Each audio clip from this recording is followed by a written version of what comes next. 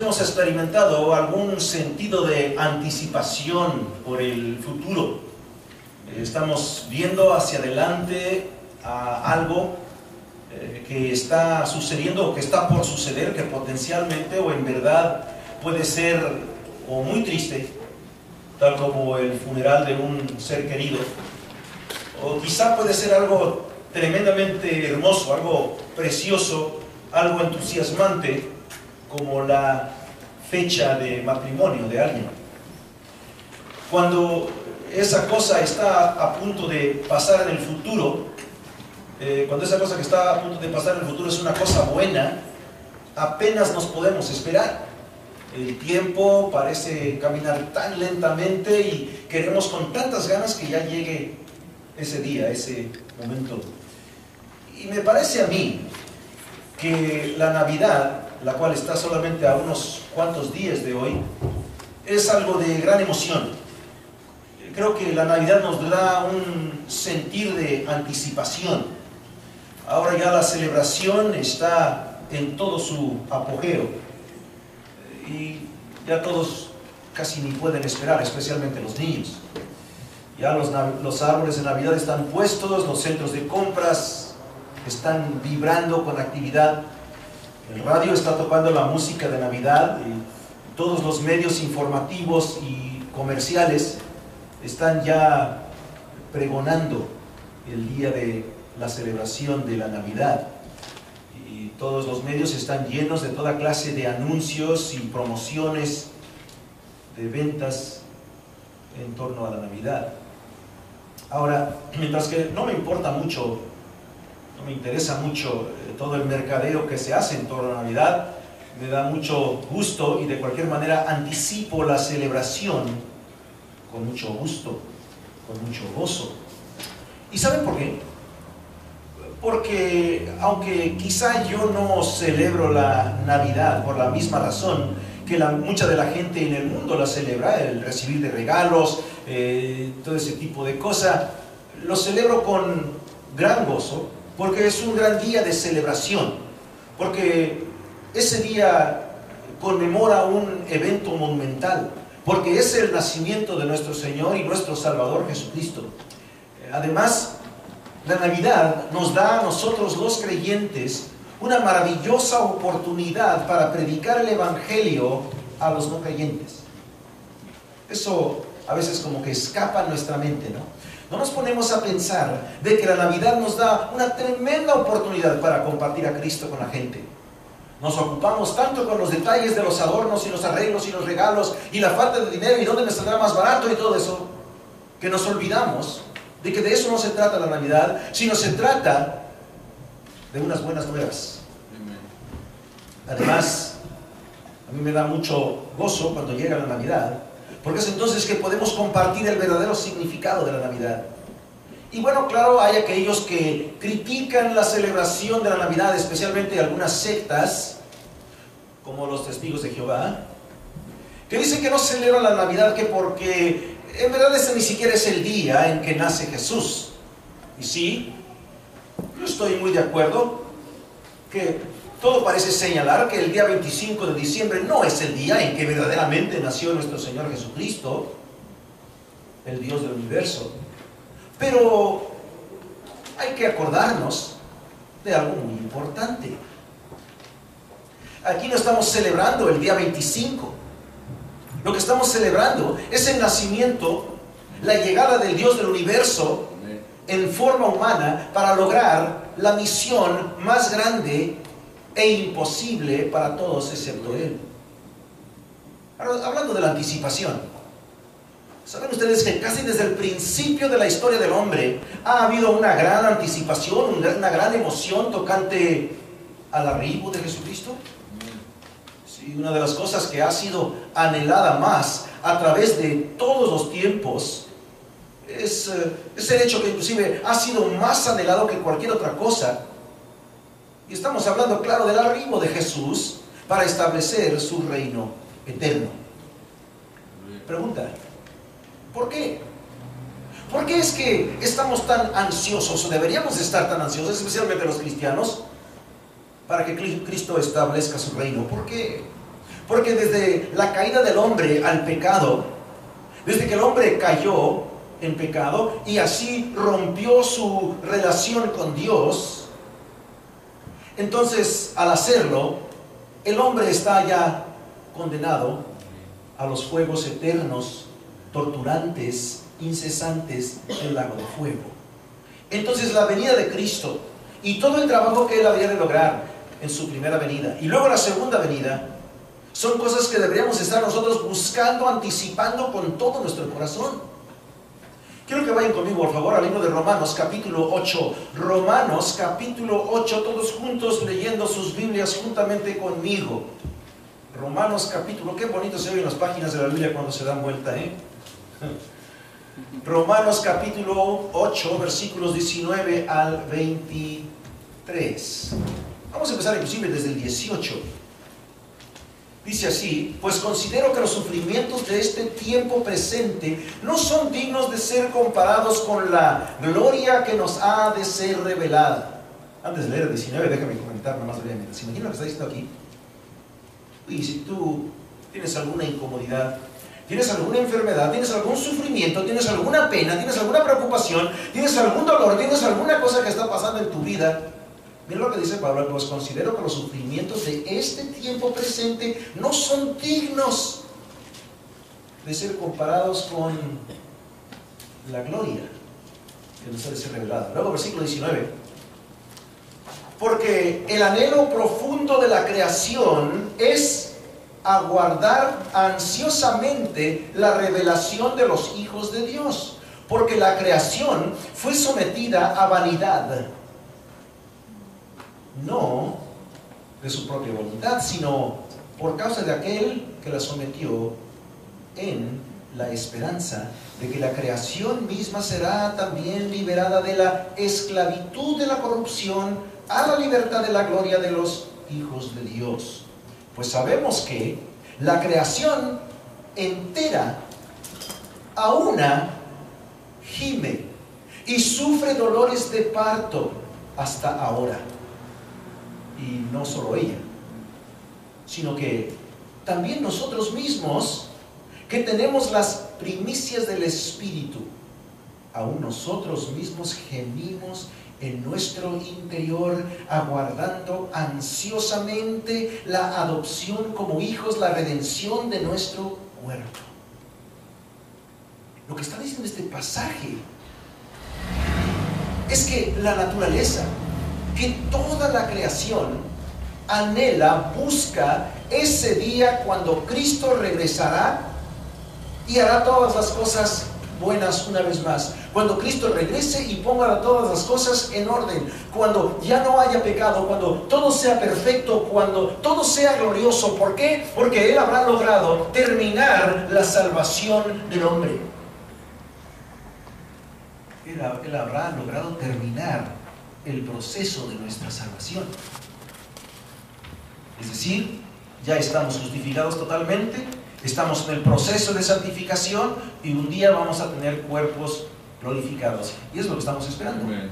La glorificación de nuestro cuerpo, la ausencia del pecado. Ya hemos vencido el poder del pecado, la pena del pecado. Ya hemos vencido el poder del pecado, pero ahora, y bueno, no nosotros, sino Cristo, y ahora nos falta simplemente no tener la presencia del pecado, y eso vendrá cuando venga Cristo en gloria. Y nosotros deberíamos estar anticipando esto, y la Navidad es la que abrió paso a que todo eso sucediera, y por eso deberíamos estar anticipando con gran gozo la celebración de la Navidad. No por los regalos, no porque a los niños, o a los padres, o a los hijos, o a los tíos, o a los primos, o a quien sea le va a gustar el regalo, no es por eso, sino porque Cristo vino a la tierra en ese momento, porque Él nació, sea el 25 de diciembre o sea el 16 de septiembre, no importa en qué día, el chiste es que vino, y eso es lo que celebramos. Este pasaje, pues, de Romanos 8, está viendo hacia el futuro, es una anticipación de algo que se va hasta el final. Este pasaje nos habla de lo que va a suceder al mero terminar todo, lo que va a completar todo lo demás. Pero mientras tanto, nosotros anhelamos el cumplimiento, el logro del plan de redención de parte de Dios. Pero antes de que podamos llegar hasta el fin, ciertos eventos tienen que ocurrir. El evento del cual yo quiero que hablemos el día de hoy, el que quiero que consideremos, es la venida de Cristo a la tierra por primera vez. Ahora, esta venida de Cristo era algo que Dios tenía ya planeado en su mente. Y no lo planeó a último momento. No lo planeó como algo que se sacó de la manga porque, híjole, mira lo que pasó. Ahora el hombre pecó, ahora ¿cómo le hago? Bueno, pues ni modo, tengo que ver cómo le hago. No, no es así. Ya lo tenía planeado Dios desde antes de la fundación del mundo. ¿Por qué sabemos eso? Porque Dios nos dice en su palabra que Él nos escogió. ¿Desde cuándo? Desde antes de la fundación del mundo. Quiere decir de que antes de que nos escogiera tenía que tener el plan. Entonces eso ya estaba planeado desde antes de que el hombre naciera, desde antes del comenzar del tiempo. Y digo planeado porque, caray, lo planeó Dios pero muy bien. Él tenía cada detalle, como dirían por ahí, fríamente calculado. Tenía cada detalle ordenado en su orden, en su momento, y luego orquestó todas las cosas para que las cosas se dieran de tal manera que ocurriera su plan exactamente como Él lo tenía planeado. Puesto que es así, pensé que sería muy educativo, muy animante y muy entusiasmante que nosotros viéramos algunos de estos detalles, los cuales las Escrituras nos dan a conocer y a entender. Detalles que pusieron en movimiento el plan de Dios para la salvación del hombre. Ahora, ustedes se acordarán que Satanás, tomando el cuerpo de una serpiente, engañó a Eva, y ella comió de ese fruto prohibido en desobediencia al mandato de Dios. Luego ella le dio también de comer a su esposo cobarde, y digo cobarde porque él no hizo nada para proteger a su mujer de la tentación, no hizo nada para protegerse a sí mismo de la tentación, no hizo nada para evitar que su esposa cayera en pecado, ni tampoco pudo refrenarse él de caer en pecado, sino que él también comió de ese fruto en Edén, en desobediencia al mandato de Dios. Él imitó a Eva. Como resultado, toda la creación en los cielos y en la tierra se encuentra el día de hoy en un estadio. Bueno, algunos están en estadios ahorita inclusive viendo juegos, pero estamos hablando de... Es que no sé por qué se me viene eso solamente, pero bueno. Todo el mundo se encuentra el día de hoy en un estado de deterioro. Y ese deterioro se manifiesta en desastres naturales, en enfermedades, en la muerte, y peor que todo eso, en el pecado del hombre, en todo lo que el hombre hace hoy día.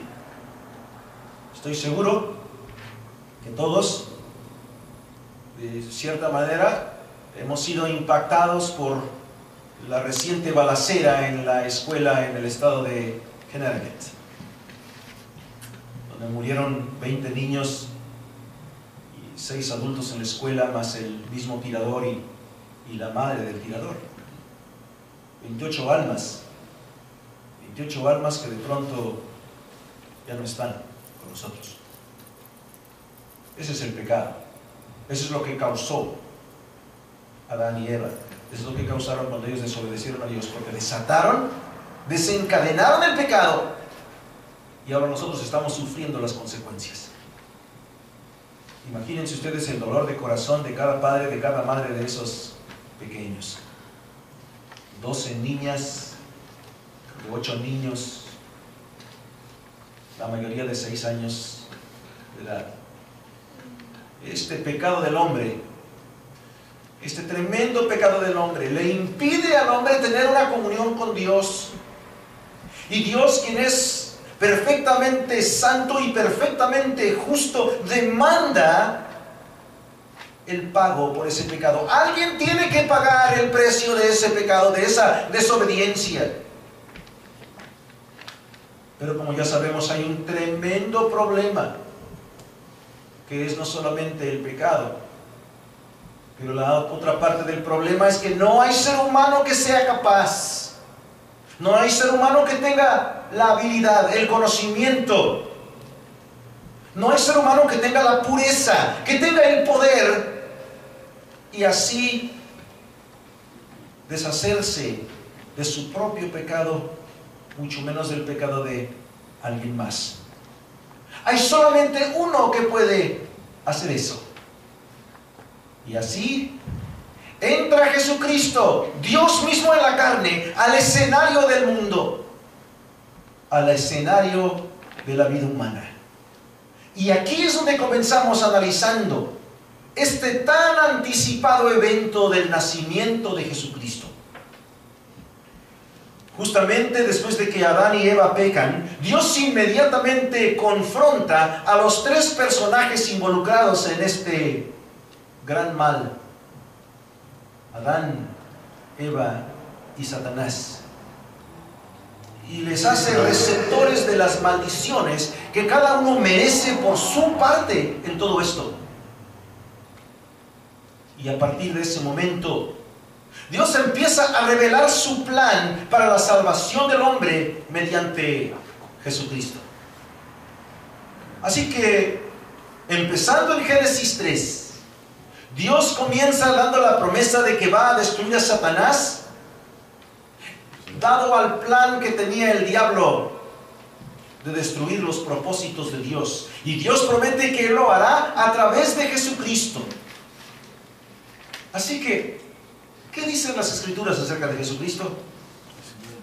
Bueno, voy a darles solamente algunas de las profecías y sus cumplimientos según son reveladas en la palabra de Dios en torno a esta venida anticipada de Jesús. La primera profecía acerca de Jesús es que Él habría de ser de la simiente de la mujer, que destruiría las obras de Satanás. Amén.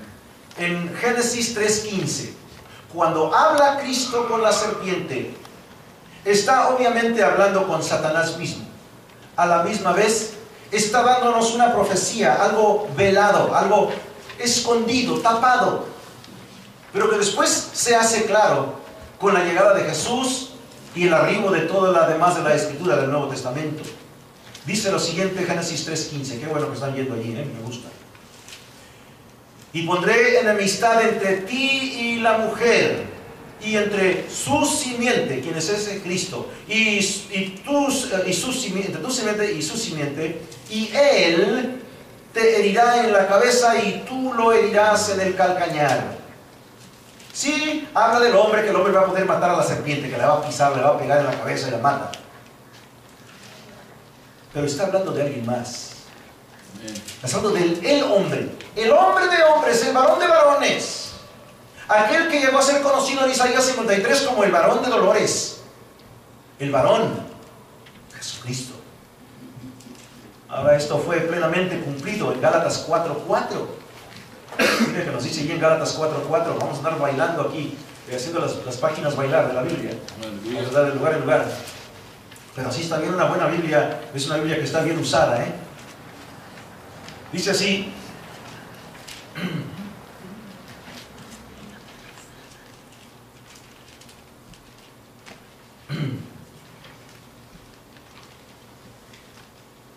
pero cuando vino la plenitud del tiempo, Dios envió a su Hijo, nacido de mujer, nacido bajo la ley.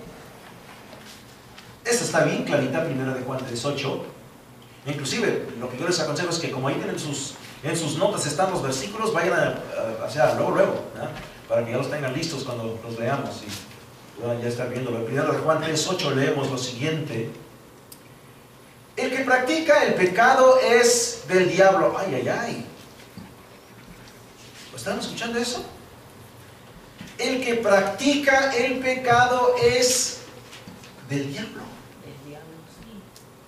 ¿Se imaginan? La persona que anda en la mayoría de su vida cometiendo pecado es el diablo, porque el diablo ha pecado desde el principio. El Hijo de Dios, ¿quién es ese? Jesucristo. se manifestó con este propósito. Aquí viene el propósito, la venida, lo que estamos anticipando, la Navidad, el nacimiento de este Señor Jesús, que iría a la cruz, que moriría, que resucitaría después de ser sepultado y que vendría una vez más a poner fin a todo lo que es malo y establecer su reino. Miren lo que dice el propósito: para destruir las obras del diablo. Para destruir las obras del diablo. Así que la Escritura nos da el propósito de la venida de Jesús. Ya sabemos.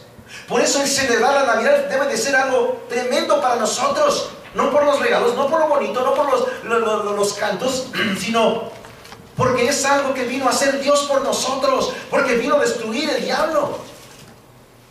La Escritura también nos habla de la descendencia de Jesús. Se nos dice que Jesucristo habría de ser de la simiente de Abraham. En Génesis 12:3 nos dice: bendeciré a los que te bendigan y al que te maldiga, maldeciré. Y en ti, obviamente Abraham, pero en ti también, Jesucristo, serán benditas todas las familias de la tierra. Miren, la Biblia se da de dos maneras. Se da de una manera muy clara, muy abierta, pero también hay partes donde el mensaje está velado, está como escondidito. Pero cuando vamos entendiendo la totalidad de la Biblia, cuando vamos viendo la plenitud de la Biblia, entendemos el significado de estos versículos. Ahora encontramos que esta profecía es cumplida en Mateo 1:1, donde nos dice así: libro de la genealogía. Ahora ya sabemos qué es la genealogía, ya lo hemos visto en el pasado, ¿no? Es la lista de la descendencia de alguien. Libro de la generación vamos a ver. Libro de la genealogía de Jesucristo, hijo de David y hijo de ¿quién? Abraham. Cristo pues viene de la descendencia de Abraham. Hechos 3:25, Gálatas 3:16, obviamente también nos dan apoyo al cumplimiento de esta promesa de que Jesucristo habría de ser del linaje de Abraham, en lo que respecta a lo físico, obviamente.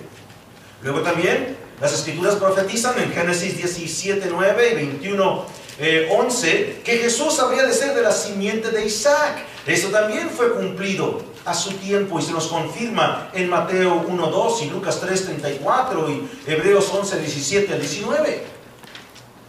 Así que Jesús es descendiente de Abraham, y como Isaac es descendiente de Abraham, pues obviamente es descendiente de Isaac. Además se nos dice que Jesucristo había de ser el descendiente de Jacob. Abraham fue el padre de Isaac, Isaac fue el padre de Jacob, Jacob tuvo sus hijos, y bueno, este cumplimiento en torno a lo de Jacob se cumple en Génesis 28, 10 al 14, y luego en Números 24, 17 al 19, y una vez más, ¿verdad?, fiel a sus promesas, Dios las cumple. En Mateo 1:2, Lucas 3:34 vemos ese cumplimiento. Y finalmente se nos dice que Jesús habría de descender de la tribu de Judá. Ahora, cuando hablamos de tribus, nosotros modernamente pensamos en tribus, en grupos étnicos, en indígenas, ¿no? Tenemos los apaches, al menos en Estados Unidos y en México, los apaches, los chiricahuas, estos y nosotros, los tarahumaras y qué sé yo, ¿no? Bueno, cuando hablamos de tribus en la Biblia, no estamos hablando de esa clase de tribu, estamos hablando de familias. Entonces, fácilmente pudiéramos sustituir ahí la palabra de la familia de Judá. ¿Quién era Judá? El hijo de Israel. ¿Y quién era Israel? Jacob. A Jacob se le cambió el nombre, se le dio el nombre de Israel. Entonces, Judá es uno de los hijos de Israel. Y Cristo es el descendiente de Judá. Así que Cristo viene de Abraham, más bien Cristo viene de Judá, quien viene de Jacob, quien viene de Isaac, quien viene de Abraham. Esa es ahí va la genealogía. Bueno, seguimos entonces.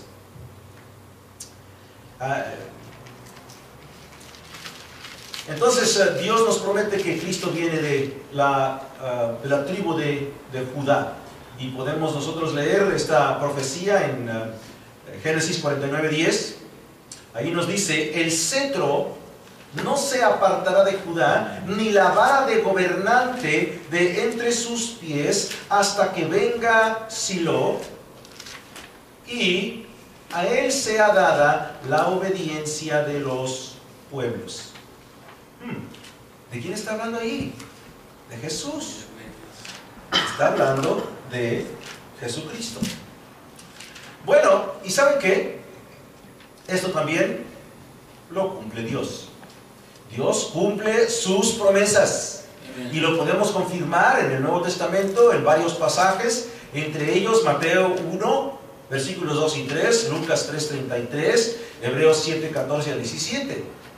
Ahora, Dios nos ha dicho pues entonces el propósito de la venida de Cristo. Nos ha hablado un poquito acerca de su trasfondo familiar, quién iban a ser sus antepasados. Ahora vamos a ver qué es lo que Jesús habría de hacer en su venida. ¿Por qué deberíamos estar anticipando la celebración de la Navidad? ¿Por qué celebramos la Navidad? Jesús habría de ser la Pascua de Dios. Él habría de ser el Cordero de la Pascua de Dios. Vamos a Éxodo, en Éxodo 12, versículos 40 al 50. Vamos a ver allí estos versículos y leerlos. La Pascua se celebraba, como ustedes saben, como una fiesta en celebración del hecho de que Dios había sacado a Israel de Egipto. Ahora, para hacerlo, Dios tuvo que hacer a Egipto sufrir bastantes plagas. Egipto no hacía caso, hasta que por fin Dios decidió ejecutar a todo el primogénito, todo el primer nacido, todo varón primer nacido de los humanos y de los animales de Egipto. Y cuando todos los niños recién nacidos de Egipto y el primer animal nacido de todos sus animales muere en una sola noche, de pronto Egipto decide que creo que no me conviene desobedecer a este Dios de los judíos, Dios de los hebreos. Entonces Egipto pone en libertad a Israel. Y por eso Dios les ordena que ellos celebren esta Pascua. Dice así, versículo 40 de Éxodo 12. El tiempo que los hijos de Israel vivieron en Egipto fue de 430 años. Y sucedió que al cabo de los 430 años, en aquel mismo día, todos los ejércitos del Señor salieron de la tierra de Egipto. Esta es noche de vigilia para el Señor por haberlos sacado de la tierra de Egipto. Esta noche es para el Señor, para ser guardada por todos los hijos de Israel, por todas sus generaciones. Ahora, ¿nosotros somos de Israel? No, nosotros somos la iglesia. Nosotros no tenemos que celebrar la Pascua. Esto era para los judíos. Esto era antes de la venida de Jesús. Ahora, la Pascua simbolizaba la salvación de Dios. Por eso es que Dios, Cristo, se convierte en ese Cordero de Dios que da la salvación. Versículo 43. Y el Señor dijo a Moisés y a Aarón: esta es la ordenanza de la Pascua. Ningún extranjero comerá de ella, pero el siervo de todo hombre comprado por dinero, después de que lo circuncidéis, podrá entonces comer de ella. Ahora, ¿por qué habría de ser circuncidado el hombre que no era hebreo, que no era de Israel? Estamos hablando de gente gentil, gente no judía. ¿Por qué habrían de ser circuncidados? ¿Sí? Todos sabemos que la circuncisión es cuando le cortan el prepucio al pene del niño. ¿Sí? Pero ¿por qué era eso? ¿Por qué tenían que hacerlo? ¿Acaso el cortar un pedacito de carne física trae algún cambio espiritual? En lo absoluto. La razón por la cual tenían que circuncidar a estas personas era porque la circuncisión simbolizaba la separación del pecado y la entrega de su corazón, de su vida, a Dios. simbolizaba el hecho de que los que se circuncidaban estaban apartados para Dios. Y para ser circuncidados, obviamente tenían que tener fe en Dios. Tenían que tener fe en Dios. Entonces lo que les está diciendo el Señor a Moisés y Aarón es: si alguna persona no cree en mí, no puede participar en la Pascua. Pero si él se convierte en un judío, en un hebreo, por fe, de su fe, de su corazón, entonces él puede participar en la Pascua. Bueno, regreso, versículo 45. El extranjero y el jornalero no comerán de ella, a menos que, claro que, sean circuncidados. Versículo 46. Se ha de comer en una casa. No sacaréis nada de la carne fuera de la casa, ni quebraréis ninguno de sus huesos. ¿De quién? ¿De los que van a comer? No. Del cordero que se iba a comer en esa noche. No se debe cortar o quebrar ningún hueso de ninguna manera. Y toda la carne se debe comer dentro de la casa y acabarse, o bien se tenía que tirar. Pero no se podía comer al siguiente día, no la podían guardar. Versículo 47. Toda la congregación de Israel la celebrará. Pero si un extranjero reside con vosotros y celebra la Pascua al Señor, que sea circuncidado, todo varón de su casa. Y entonces, que se acerque para celebrarla, pues será como un nativo del país. En ese momento, cuando él cree en Dios, cuando él se circuncida, simbolizando su acercamiento, su fe en el Señor, entonces es como si fuera un judío.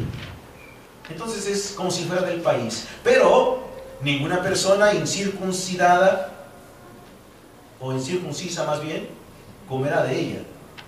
La misma ley se aplicará tanto al nativo como al extranjero que habite entre vosotros. Y así lo hicieron todos los hijos de Israel. Hicieron tal como el Señor había mandado a Moisés y a Aarón. Este versículo, voy a desviarme un poquito de mis notas porque quiero hacer un comentario. ¿Se dan cuenta de lo precioso de estas palabras?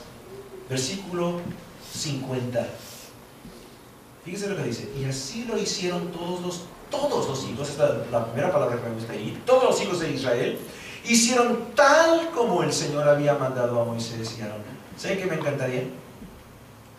Que la gente que está allá afuera, que sus familiares, que sus amistades que les conocen, que me conocen, pudieran decir lo siguiente de nosotros, de ti y de mí: así hicieron todos los de Vida Nueva. Hicieron tal como el Señor había mandado a Luis Enrique Sánchez.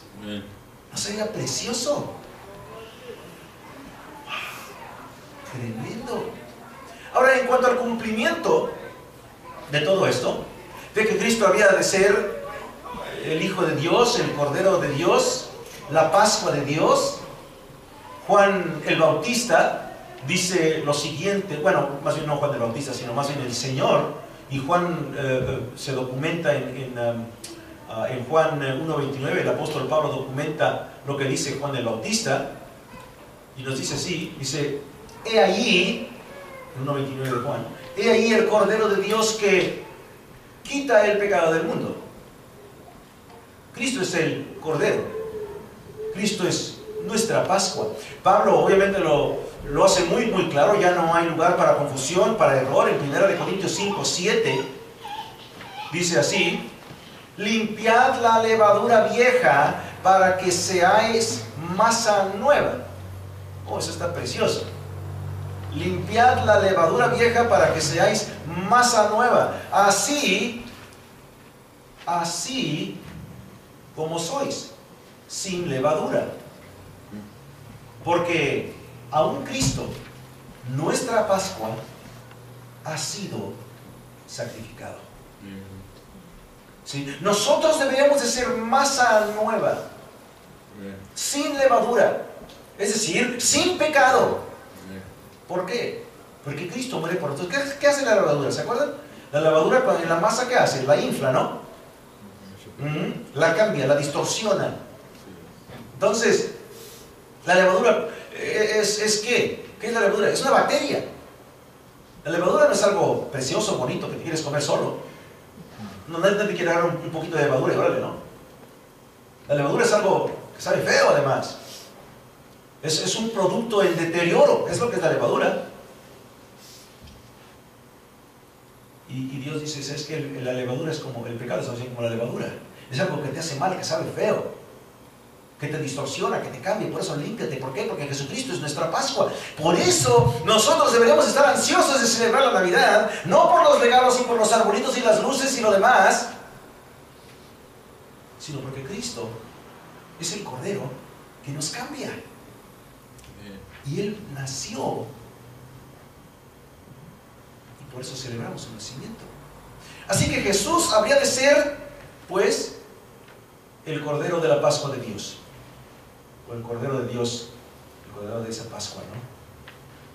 Pero también Él habría de tener tres posiciones importantísimas. La primera de esta es que Él habría de ser el profeta venidero. Él había de venir y profetizar. Él había de venir y predicar ¿qué? Marcos 1, 14, 15. ¿Qué hace Cristo? Viene predicando el evangelio del arrepentimiento y la venida del reino. Cristo venía profetizando. Cristo venía diciéndoles por adelantado, avisándoles de su sacrificio, avisándoles del reino de Dios.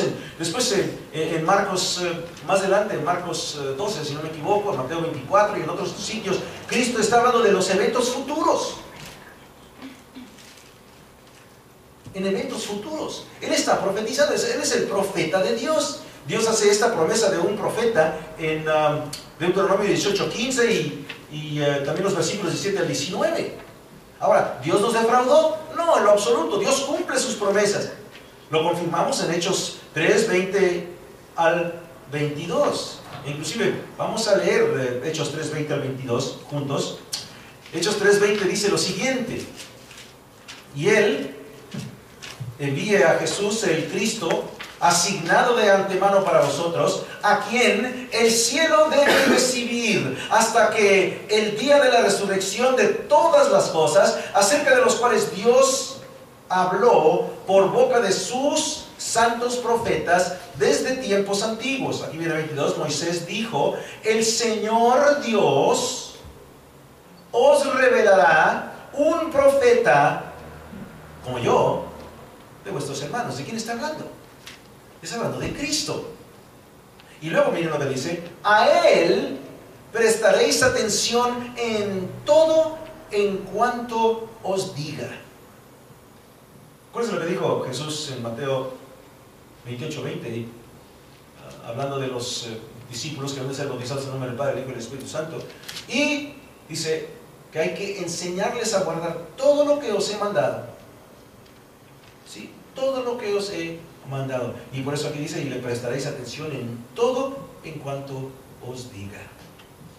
Bueno, la segunda posición importante de Jesús, profetizando en el Antiguo Testamento, es de que Él habría de ser el sacerdote venidero.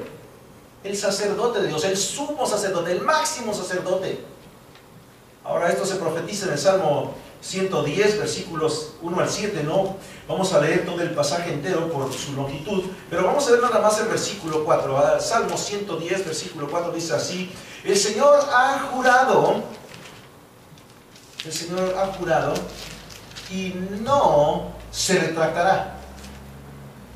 Tú eres sacerdote para siempre, según el orden de Melquisedec. Dios, como siempre, es fiel a sus promesas y cumple esta profecía, y lo podemos confirmar en por lo menos 3 citas, en Hebreos 5, 5 al 6, en Hebreos 6, 20 y en Hebreos 6, 14 al 17. Ahora son muchas citas y no tenemos tiempo para leerlas todas, es que nada más vamos a ver una de ellas, que es la de Hebreos 6, 20. Porque esta nos habla muy claramente acerca del hecho de que Jesús, pues, es este sumo sacerdote para nosotros y para todo creyente. En Hebreos 6:20, donde habla acerca de que el velo del templo se rompe cuando muere Jesús, y el hecho de que esto simboliza nuestra libertad de acceso para con Dios cuando llegamos a poner nuestra fe en Él, el escritor de los Hebreos nos dice lo siguiente: hablando del velo, donde Jesús entró por nosotros como precursor, hecho, según el orden de Melquisedec, sumo sacerdote para siempre. ¿Sí? Dios había dicho que iba a hacerlo a él un sacerdote para siempre. Y aquí en Hebreos se cumple cuando Cristo muere en la cruz. Porque es entonces que se rompe el velo, dada la muerte de Cristo, y ahora tenemos nosotros, tú y yo, el libre acceso al Padre. ¿Por medio de quién? De nuestro sumo sacerdote. Por eso es que nosotros, como en otras religiones, donde tienen que ir con un sacerdote para confesar su pecado, nosotros no tenemos que hacer eso. Porque nosotros tenemos el libre acceso mediante nuestro, no sacerdote, sino nuestro sumo sacerdote, que es Jesucristo mismo. Por eso vamos directamente con él. La tercera posición importantísima que Cristo habría de tener es la de rey. La del rey. La del rey venidero. Ahora, me gustaría mencionar, antes de ver los versículos sobre este punto, quiero que consideremos que Dios ha prometido en las Escrituras que Jesús habría de ser el hijo de David. Miren, Dios promete a David que siempre habría, o más bien, que sí, que siempre había un rey en el trono de David, que habría un rey en ese trono por siempre. Por lo tanto, Jesús tenía que ser el hijo de David para que se pudiera cumplir esa promesa para con David, para que un día Jesús pudiera venir y ser el rey perpetuo de Israel. Así que Jesús, entonces, pues, es el hijo de David. Eso nos lo promete 2 de Samuel, capítulo 7, versículos 12 al 16, el Salmo 89, 2 al 4, 110, versículo 1, 132, versículo 11, Isaías, capítulo 11, versículos 1 al 5, y Jeremías 23, 5.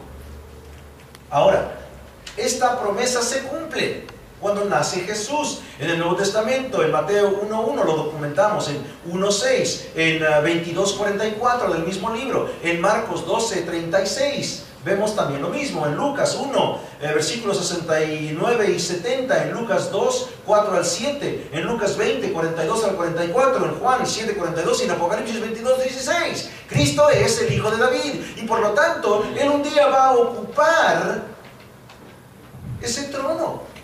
Y lo va a ocupar para siempre. Ahora, esta profecía todavía no se cumple. El hecho de que Él esté sentado sobre el trono de David todavía no está totalmente cumplida. Él está ahorita en el trono de Dios, o sea, sentado a la diestra del Padre. Pero ya se empezó a cumplir. Pero para que se pudiera cumplir en su totalidad, Él tenía que venir y nacer como hombre. Por eso es que la Navidad es tan importante y por eso es que la celebramos. La gente que dice que no puedes celebrar la Navidad aquí porque es una celebración mundana y que no puedes poner arbolito y que no puedes hacer esto y que no puedes... Entonces, déjanos, que no lo hagan pues. Pero nosotros celebramos la Navidad no por esas cosas, sino porque Cristo vino para ser el Rey de Israel y para ser el Rey de tu corazón y de mi corazón, de nuestras vidas. Al cumplimiento de esta profecía, vemos cómo se da como un precursor en Juan 18, 33 al 37. Claro, como dije anteriormente, ya su instalación como rey por todo el resto del tiempo sucederá más adelante. Pero vemos una especie de precursor, una especie de anticipo de cómo habrá de suceder esto cuando Él entra a Jerusalén. ¿Se acuerdan? Victorioso. Y aunque esa declaración de Él como rey no fue algo sincero, de cualquier manera le aclaman al rey, ¿no es así? Luego se acuerdan también después, cuando está Él siendo interrogado antes de su crucifixión, le dicen que tú eres el rey de los judíos, ¿es cierto? ¿Se acuerdan? Ya se estaba conociendo, ya se estaba dando a entender de que Él habría de ser el rey de los judíos. Luego en su cruz había un letrero en la parte posterior de su cruz, más bien posterior, en la parte superior de su cruz, en la parte de arriba. ¿Y qué decía? Decía que Él era ¿qué? El rey de los judíos. Luego los judíos se quejan, no, espérame, no le pongas eso, no le pongas que él era el rey de los judíos, ponle que él decía que... No, lo que he puesto, dijo Pilato, y se queda. ¿Y por qué creen ustedes que Pilato lo dejó?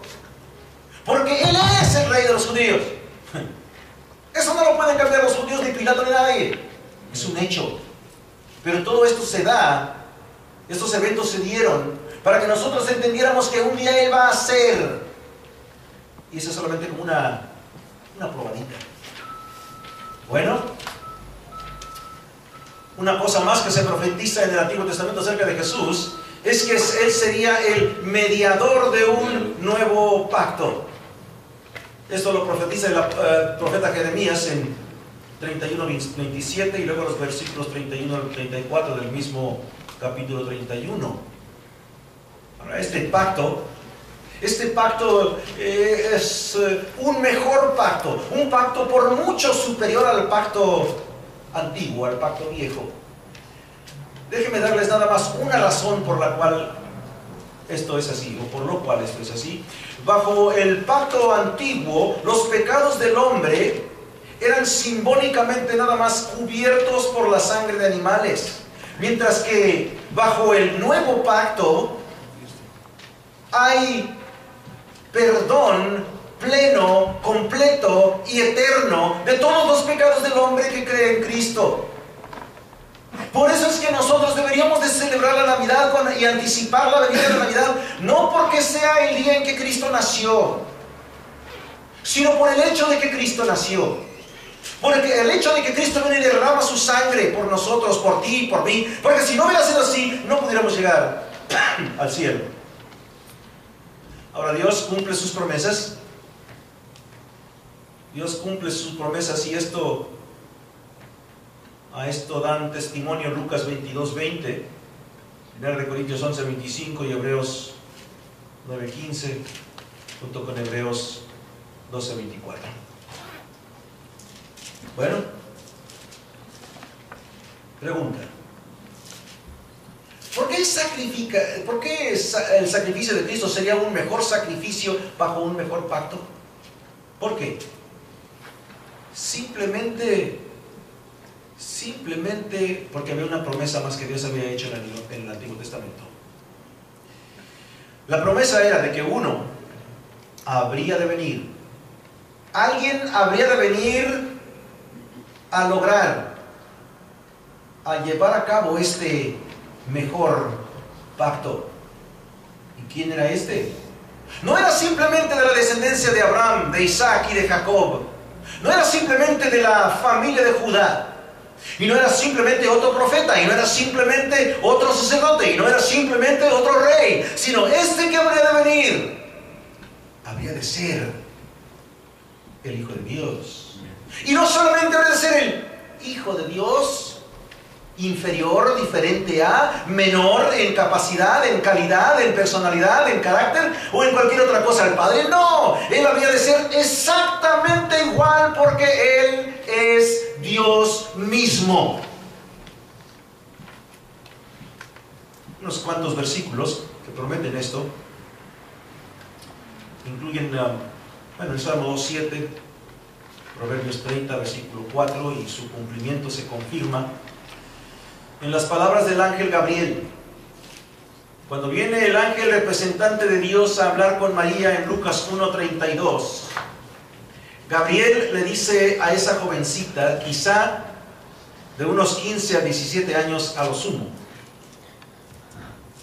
este será grande y será llamado el Hijo del Altísimo, y el Señor Dios le dará el trono de su padre David. Muy interesante. Luego también, esta promesa antiguo testamentaria es inequivocablemente comprobada cuando Dios Padre mismo habla al ser Cristo bautizado y dice: este es mi Hijo amado en quien estoy bien complacido, en Mateo 3:17. Y claro, haciendo eco también en Marcos capítulo 1 y en Lucas, creo que en Lucas también. Y bueno, El apóstol Pablo escribe en Romanos 1:4 que Jesús fue declarado el Hijo de Dios con poder al ser resucitado de entre los muertos. Ahora déjenme rápidamente simplemente darles algunas cosas que podemos aprender de estas profecías y estos cumplimientos que nos hablan del por qué deberíamos estar anticipando y celebrando la Navidad. Primeramente, aprendemos algo muy importante aquí, y es el hecho de que Dios es un Dios de gran gracia. ¿Se acuerdan lo que es la gracia? La gracia es el favor inmerecido de parte de Dios para con el hombre. Dios hizo algo por nosotros que no nos merecíamos. Y en el mandar de su Hijo a la tierra, en forma de hombre, Dios hizo algo que nosotros no nos merecíamos. Por lo tanto, Dios es un Dios de gran, inigualable gracia. Dios es un Dios de gracia. Lo vemos entonces reflejado en el nacimiento de Jesucristo, que deberemos de celebrar con gran gozo. Segundo, Él es un Dios grande y misericordioso. Porque si alguien si alguien hubiera querido llegar a Dios sin Cristo, hubiera sido imposible. Es más, lo único que el hombre tenía por delante era el infierno. Si Dios no ejercita su misericordia, absolutamente todo el ser humano se va al infierno. Pero nuestro Dios no permitió esto en base a su misericordia. ¿Se acuerdan de nuestro estudio de Tito 3:5? Que Él nos salvó, no por obras de justicia que nosotros hubiéramos hecho, sino por su misericordia. Tercero, ¿qué más aprendemos en torno a la Navidad y la celebración de tal? Aprendemos que Dios es un Dios de gran amor. Y lo comprueba al hacer todo esto por nosotros, inclusive hasta nos da a conocer en su Biblia las cosas que habrían de pasar. Eso muestra su amor por nosotros, no nos deja colgando sin saber, no nos deja en ignorancia. Él nos avisa, nos dice. Vemos el amor de Dios. Cuarto, aprendemos que Dios es un Dios de bondad insuperable. Él nos revela todas estas cosas para darnos esperanza.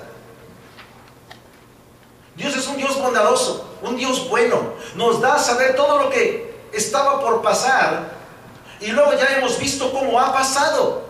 Jesús habría de venir y ya lo vimos, ya ha venido, ya ha nacido al mundo. Esto nos da esperanza.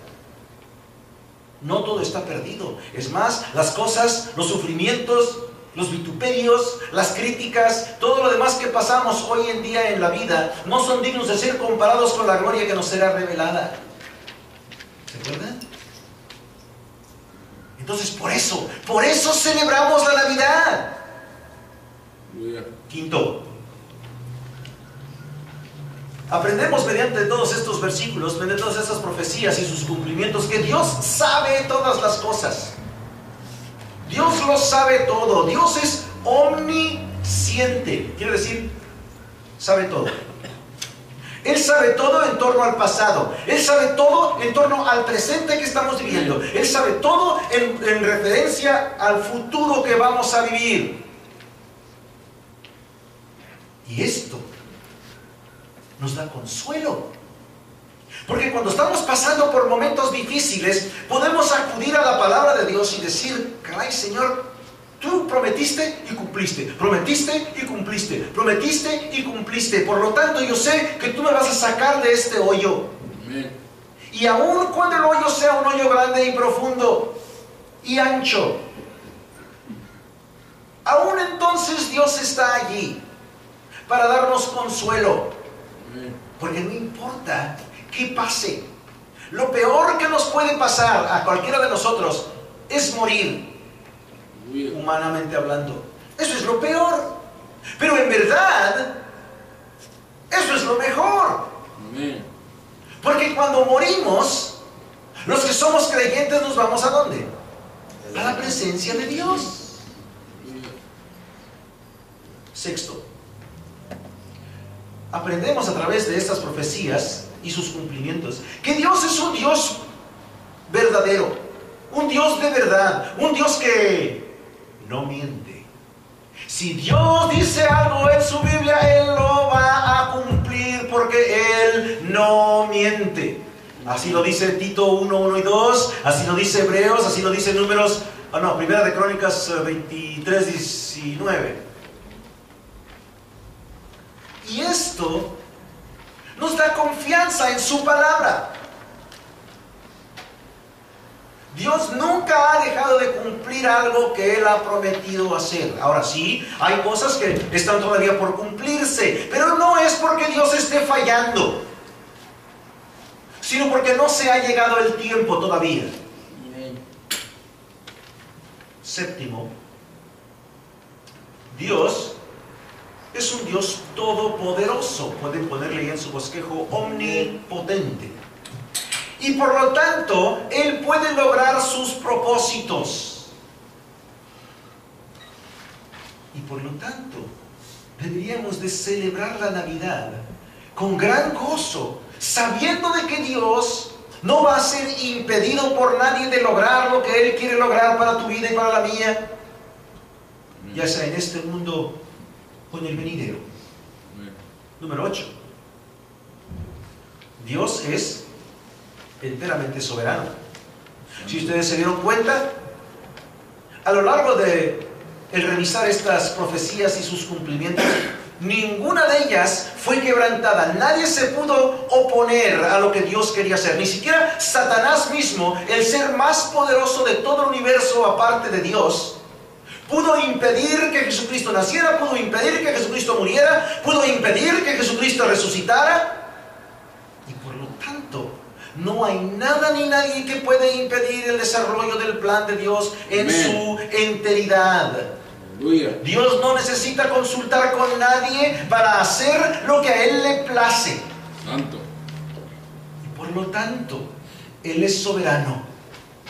Y sabemos que lo que Él decide es lo mejor para nosotros.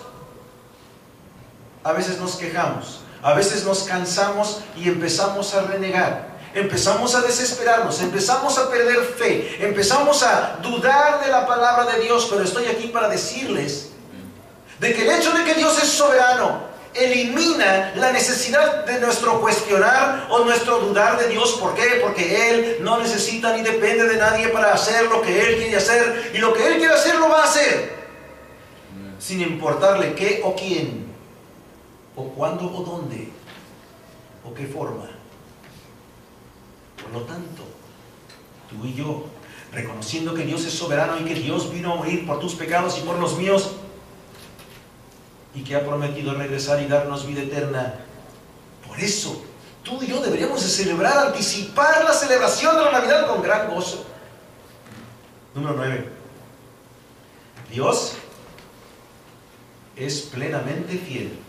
Amén. Totalmente fiel. Amén. Esto nos sirve a nosotros, a ti y a mí, de ejemplo a seguir con respecto a nuestro amor y nuestra obediencia en gratitud a Él por lo que Él ha hecho por nosotros. Y puesto que Dios es fiel, entonces tú y yo podemos anticipar la celebración de la Navidad como un recordatorio para ti, para mí, para tus hijos y mis hijas, y para todo el mundo, de que Jesús vino para lograr la misión de salvarnos a todos nosotros del pecado y del infierno, y para restaurar esa relación con Él.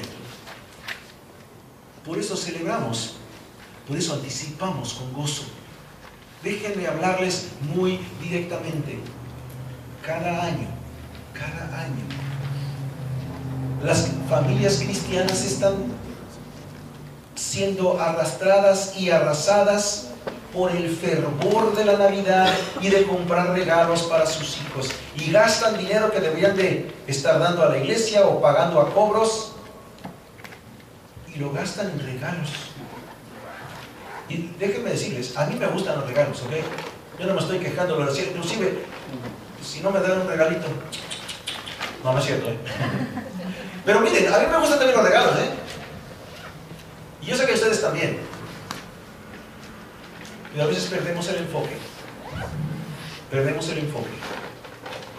Y yo no veo nada mal, porque nosotros compremos regalos a nuestros seres queridos. Y ver su gusto, y que nos guste ver su deleite al abrir la caja o el paquete. Pero una cosa, mucho ojo. Antes de abrir los regalos, antes de tener esa gran celebración en esta Navidad, creo que sería la mejor parte el sentarnos y repasar con nuestros hijos el porqué de la Navidad. Amén. El porqué celebramos la Navidad. Porque Jesús viene a morir por nuestros pecados. Porque cuando no lo hacemos, ¿saben qué le estamos enseñando a nuestros hijos? Que el materialismo, que las posesiones son la razón de la Navidad. Y eso simplemente no es así. Eso no es así. Ahora, ¿comienzan ustedes a ver el por qué deberíamos con gran gozo celebrar la Navidad? Sí, deberíamos de celebrar con gran regocijo, deberíamos celebrar con un gozo sin medida la Navidad, porque es un testimonio a la grandeza de Dios. Y porque nuestro Dios es tan grande, deberíamos de servirle. Debemos de servirle y representarle a Él, a nuestros hijos y a nuestras amistades y a nuestros familiares totalmente, sin reserva, con toda santidad y con todo nuestro corazón. Vamos a orar.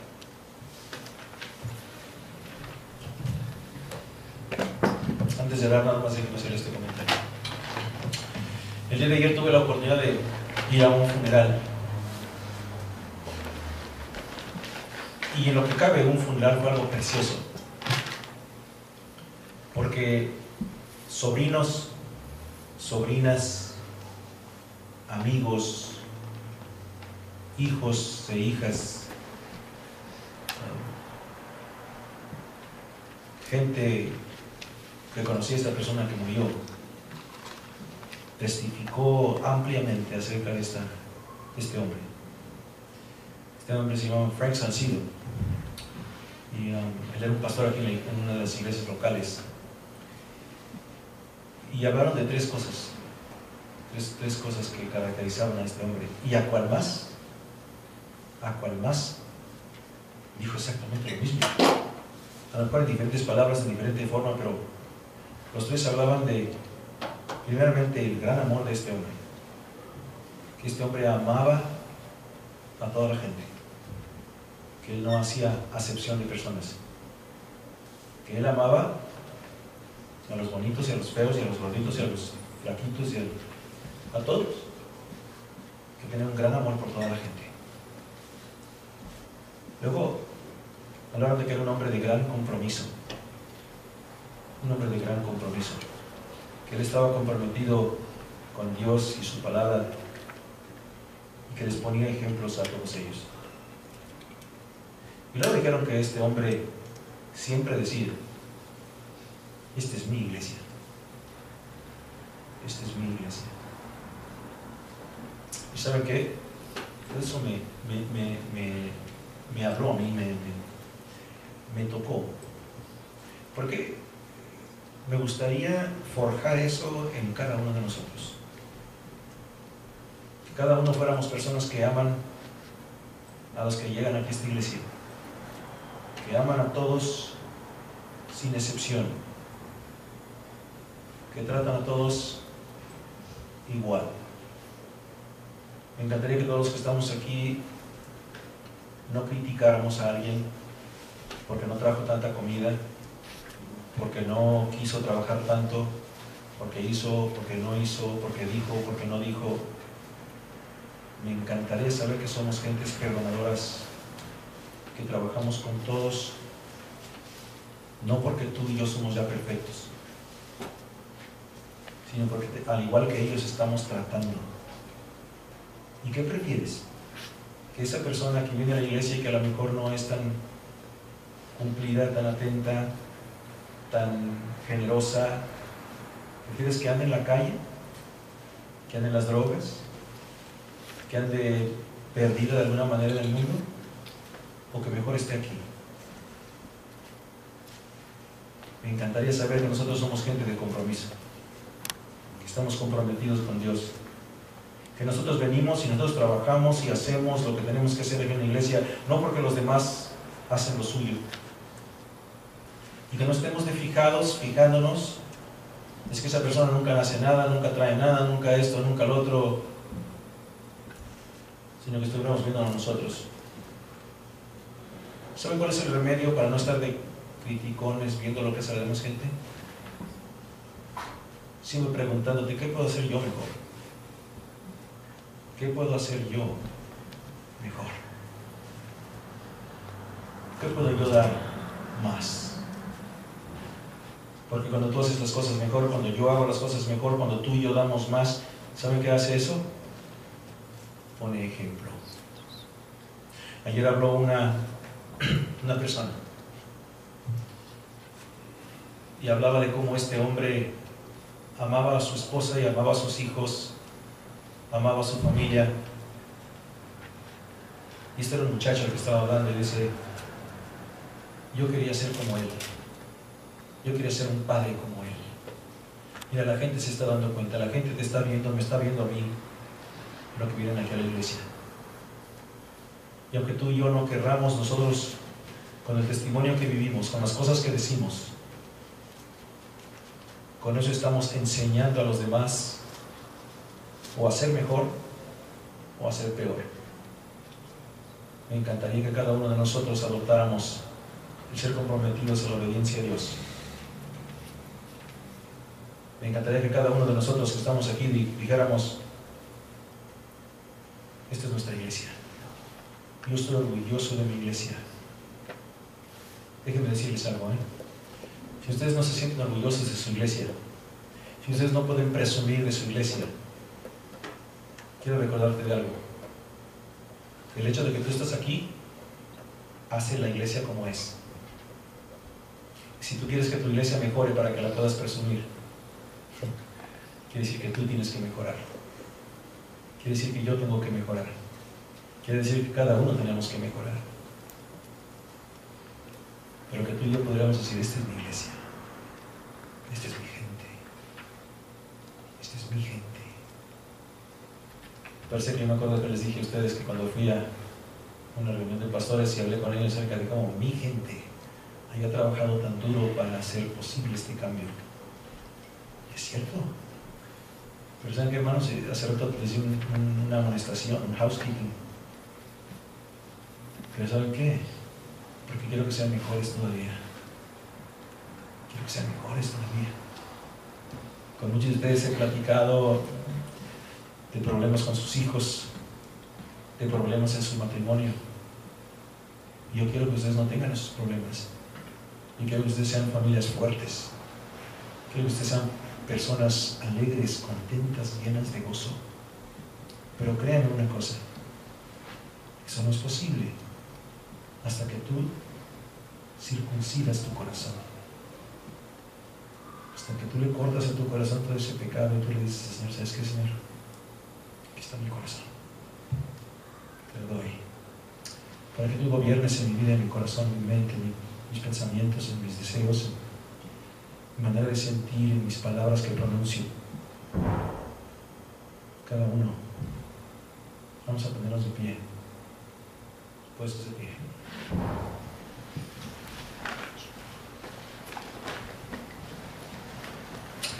Con los ojos cerrados. Si tú quieres ser diferente, si quieres de veras celebrar no solamente la Navidad, pero quieres celebrar cada día de tu vida con gozo, con alegría. Porque no le pides al Señor ahorita en este momento, ahí en la quietud de tu corazón, Señor, perdóname por todos mis pecados. Límpiame de todo mal. Y Señor, quítame todo deseo de juzgar a mis hermanos y amigos. Dile, Señor, yo quiero ser diferente. Yo quiero de veras vivir para ti.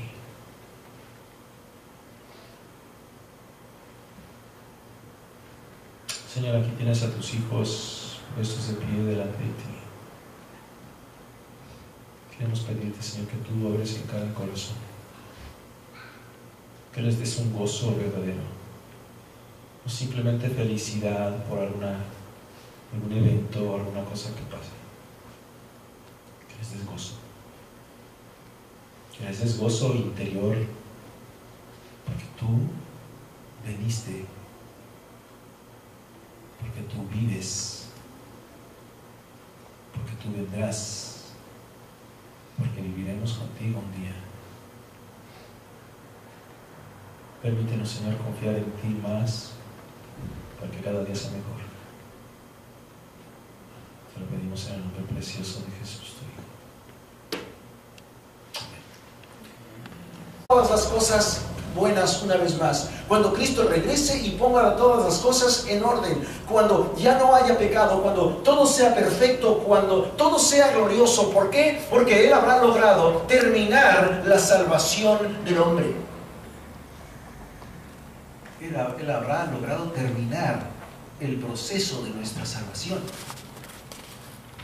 Es decir, ya estamos justificados totalmente, estamos en el proceso de santificación y un día vamos a tener cuerpos glorificados. Y es lo que estamos esperando. Amén. La glorificación de nuestro cuerpo, la ausencia del pecado. Ya hemos vencido el poder del pecado, la pena del pecado. Ya hemos vencido el poder del pecado, pero ahora, y bueno, no nosotros, sino Cristo, y ahora nos falta simplemente no tener la presencia del pecado, y eso vendrá cuando venga Cristo en gloria. Y nosotros deberíamos estar anticipando esto, y la Navidad es la que abrió paso a que todo eso sucediera, y por eso deberíamos estar anticipando con gran gozo la celebración de la Navidad. No por los regalos, no porque a los niños, o a los padres, o a los hijos, o a los tíos, o a los primos, o a quien sea le va a gustar el regalo, no es por eso, sino porque Cristo vino a la tierra en ese momento, porque Él nació, sea el 25 de diciembre o sea el 16 de septiembre, no importa en qué día, el chiste es que vino, y eso es lo que celebramos. Este pasaje, pues, de Romanos 8, está viendo hacia el futuro, es una anticipación de algo que se va hasta el final.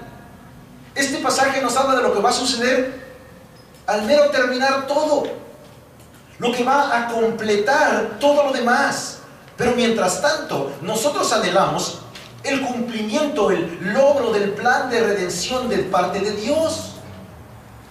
Pero antes de que podamos llegar hasta el fin, ciertos eventos tienen que ocurrir. El evento del cual yo quiero que hablemos el día de hoy, el que quiero que consideremos, es la venida de Cristo a la tierra por primera vez.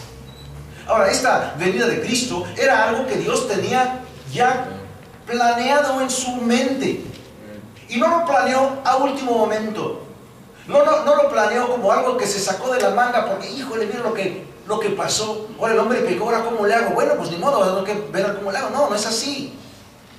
Ya lo tenía planeado Dios desde antes de la fundación del mundo. ¿Por qué sabemos eso? Porque Dios nos dice en su palabra que Él nos escogió una maravillosa oportunidad para predicar el evangelio a los no creyentes. Eso a veces como que escapa a nuestra mente, ¿no? No nos ponemos a pensar de que la Navidad nos da una tremenda oportunidad para compartir a Cristo con la gente. Nos ocupamos tanto con los detalles de los adornos y los arreglos y los regalos y la falta de dinero y dónde me saldrá más barato y todo eso, que nos olvidamos de que de eso no se trata la Navidad, sino se trata de unas buenas nuevas. Además, a mí me da mucho gozo cuando llega la Navidad, porque es entonces que podemos compartir el verdadero significado de la Navidad. Y bueno, claro, hay aquellos que critican la celebración de la Navidad, especialmente algunas sectas, como los Testigos de Jehová, que dicen que no celebran la Navidad que porque en verdad ese ni siquiera es el día en que nace Jesús. Y sí, yo estoy muy de acuerdo que todo parece señalar que el día 25 de diciembre no es el día en que verdaderamente nació nuestro Señor Jesucristo, el Dios del universo. Pero hay que acordarnos de algo muy importante. Aquí no estamos celebrando el día 25. Lo que estamos celebrando es el nacimiento, la llegada del Dios del universo en forma humana para lograr la misión más grande e imposible para todos excepto Él. Ahora, hablando de la anticipación, ¿saben ustedes que casi desde el principio de la historia del hombre ha habido una gran anticipación, una gran emoción tocante al arribo de Jesucristo? Sí, una de las cosas que ha sido anhelada más a través de todos los tiempos es el hecho que inclusive ha sido más anhelado que cualquier otra cosa. Y estamos hablando, claro, del arribo de Jesús para establecer su reino eterno. Pregunta: ¿por qué? ¿Por qué es que estamos tan ansiosos, o deberíamos estar tan ansiosos, especialmente los cristianos, para que Cristo establezca su reino? ¿Por qué? Porque desde la caída del hombre al pecado, desde que el hombre cayó en pecado y así rompió su relación con Dios, entonces al hacerlo, el hombre está ya condenado a los fuegos eternos, torturantes, incesantes del lago de fuego. Hemos experimentado algún sentido de anticipación por el futuro. Estamos viendo hacia adelante a algo que está sucediendo o que está por suceder, que potencialmente o en verdad puede ser o muy triste, tal como el funeral de un ser querido, o quizá puede ser algo tremendamente hermoso, algo precioso, algo entusiasmante, como la fecha de matrimonio de alguien. Cuando esa cosa está a punto de pasar en el futuro, cuando esa cosa que está a punto de pasar en el futuro es una cosa buena, apenas nos podemos esperar. El tiempo parece caminar tan lentamente y queremos con tantas ganas que ya llegue ese día, ese momento. Y me parece a mí que la Navidad, la cual está solamente a unos cuantos días de hoy, es algo de gran emoción. Creo que la Navidad nos da un sentir de anticipación. Ahora ya la celebración está en todo su apogeo y ya todos casi ni pueden esperar, especialmente los niños. Ya los árboles de Navidad están puestos, los centros de compras están vibrando con actividad, el radio está tocando la música de Navidad y todos los medios informativos y comerciales están ya pregonando el día de la celebración de la Navidad. Y todos los medios están llenos de toda clase de anuncios y promociones de ventas en torno a la Navidad.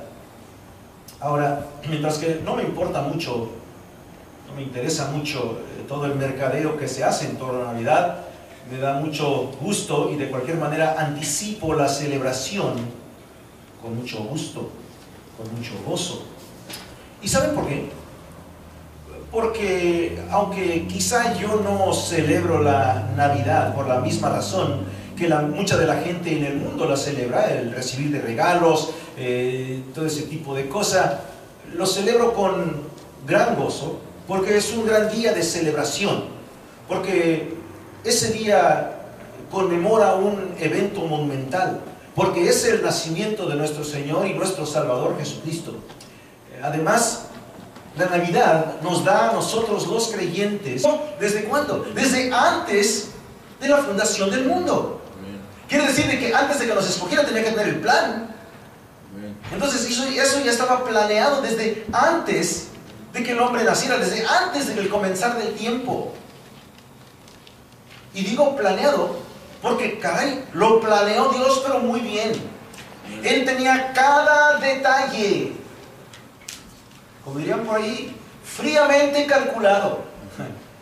Tenía cada detalle ordenado en su orden, en su momento, y luego orquestó todas las cosas para que las cosas se dieran de tal manera que ocurriera su plan exactamente como Él lo tenía planeado. Puesto que es así, pensé que sería muy educativo muy animante y muy entusiasmante que nosotros viéramos algunos de estos detalles, los cuales las Escrituras nos dan a conocer y a entender. Detalles que pusieron en movimiento el plan de Dios para la salvación del hombre. Ahora, ustedes se acordarán que Satanás, tomando el cuerpo de una serpiente, engañó a Eva, y ella comió de ese fruto prohibido en desobediencia al mandato de Dios. Luego ella le dio también de comer a su esposo cobarde, y digo cobarde porque él no hizo nada para proteger a su mujer de la tentación, no hizo nada para protegerse a sí mismo de la tentación, no hizo nada para evitar que su esposa cayera en pecado, ni tampoco pudo refrenarse él de caer en pecado, sino que él también comió de ese fruto en Edén, en desobediencia al mandato de Dios. Él imitó a Eva. Como resultado, toda la creación en los cielos y en la tierra se encuentra el día de hoy en un estadio. Bueno, algunos están en estadios ahorita inclusive viendo juegos, pero estamos hablando de... Es que no sé por qué se me olvidan solamente, pero bueno. Todo el mundo se encuentra el día de hoy en un estado de deterioro. Y ese deterioro se manifiesta en desastres naturales, en enfermedades, en la muerte, y peor que todo eso, en el pecado del hombre, en todo lo que el hombre hace hoy día. Estoy seguro que todos. Entonces la venida de Cristo y todo el trabajo que Él había de lograr en su primera venida y luego la segunda venida son cosas que deberíamos estar nosotros buscando, anticipando con todo nuestro corazón. Quiero que vayan conmigo, por favor, al libro de Romanos, capítulo 8. Romanos, capítulo 8, todos juntos leyendo sus Biblias juntamente conmigo. Romanos, capítulo, qué bonito se oyen las páginas de la Biblia cuando se dan vuelta, ¿eh? Romanos, capítulo 8, versículos 19 al 23. Vamos a empezar inclusive desde el 18. Dice así: pues considero que los sufrimientos de este tiempo presente no son dignos de ser comparados con la gloria que nos ha de ser revelada. Antes de leer el 19, déjame comentar nomás brevemente. ¿Se imagina lo que está diciendo aquí? Y si tú tienes alguna incomodidad, tienes alguna enfermedad, tienes algún sufrimiento, tienes alguna pena, tienes alguna preocupación, tienes algún dolor, tienes alguna cosa que está pasando en tu vida, mira lo que dice Pablo: pues considero que los sufrimientos de este tiempo presente no son dignos de ser comparados con la gloria que nos ha de ser revelada. Luego versículo 19: porque el anhelo profundo de la creación es aguardar ansiosamente la revelación de los hijos de Dios, porque la creación fue sometida a vanidad, no de su propia voluntad, sino por causa de aquel que la sometió, en la esperanza de que la creación misma será también liberada de la esclavitud de la corrupción a la libertad de la gloria de los hijos de Dios. Pues sabemos que la creación entera a una gime y sufre dolores de parto hasta ahora. Y no solo ella, sino que también nosotros mismos, que tenemos las primicias del Espíritu, aún nosotros mismos gemimos en nuestro interior, aguardando ansiosamente la adopción como hijos, la redención de nuestro cuerpo. Lo que está diciendo este pasaje